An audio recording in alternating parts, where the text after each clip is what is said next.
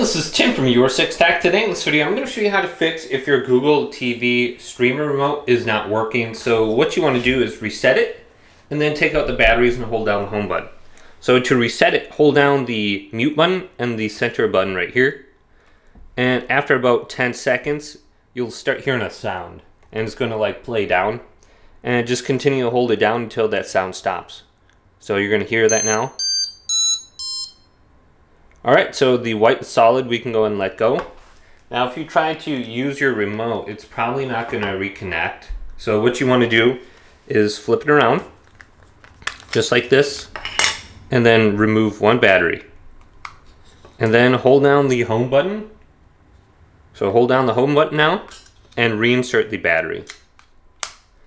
And now, when you hear your sound on the remote, it's going to be connected. So this should work on your TV once again. So very easy to do that. Hopefully this video did indeed help you out. If it did, leave it a big thumbs up. And subscribe to my channel down below for more tech out videos coming up next on Your Six Tech.